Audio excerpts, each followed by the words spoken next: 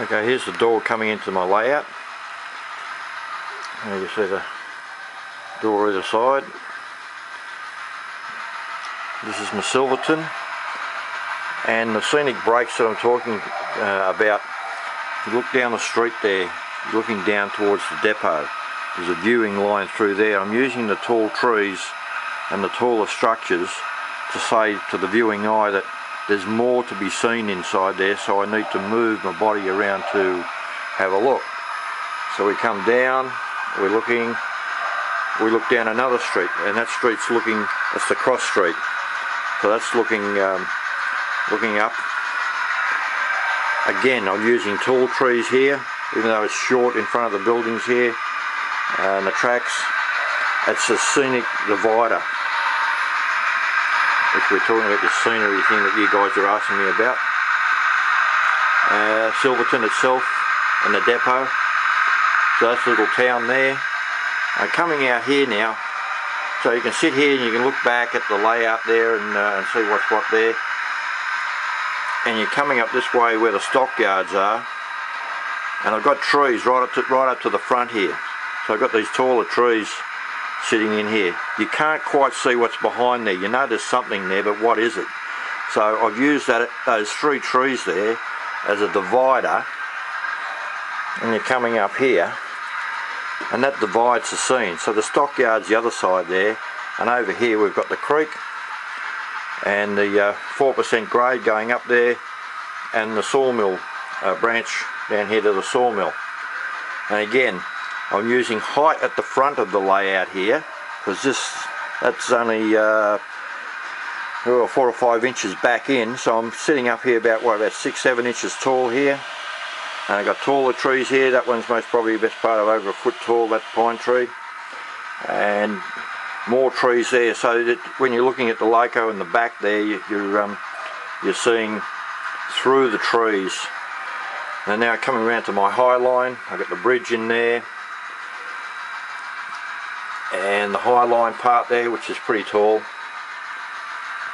And coming around, this is in the corner of the room, so I'm now coming out of the corner of the room, and this is where that the branch line there comes up. It goes into a tunnel down there. That's and again, I'm using trees here, just bunches of uneven numbers. Like there's 3 trees there, so they break it up.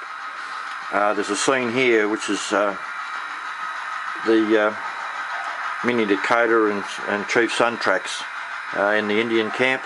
So that's a little mini scene there that you're looking at, again through the trees, and the trees are only up close to the front.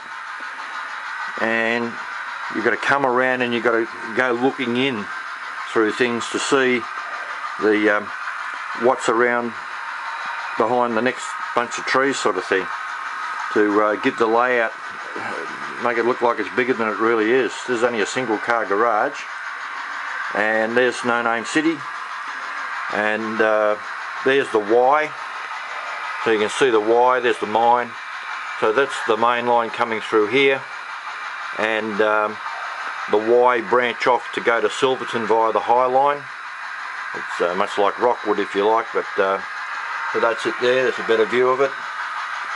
And then you've got the tunnel that goes from the back just over there, just comes through here. So it's only about 2.5 feet long tunnel, and I've got access up underneath here to get to it if I had to. So it comes out here, and again that's another 4% on the curve.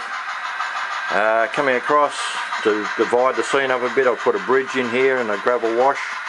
And again, here at the front I'm using more trees. I get bumped sometimes. I just leave them like that so that they can fall. But I got videos on how I make my trees. Jerry Hopkins and myself sat back and did that. You make some trees up, and they become terrific scenic dividers. Then down into the Durango yard. Just got to keep an eye on that train running. Should set the other one off there as well, I suppose. We've got another one here that can go. Get him going, get some trains running while I'm talking. And yeah, back over here we've got the Durango yard.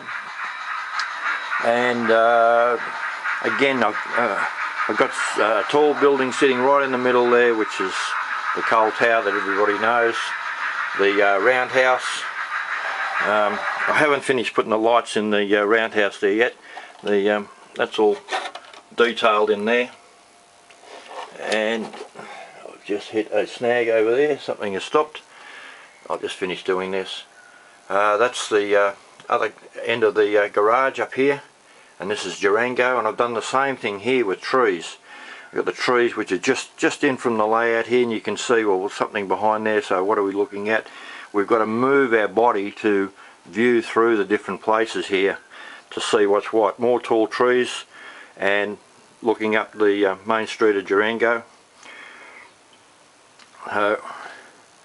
That's pretty much a view of the layout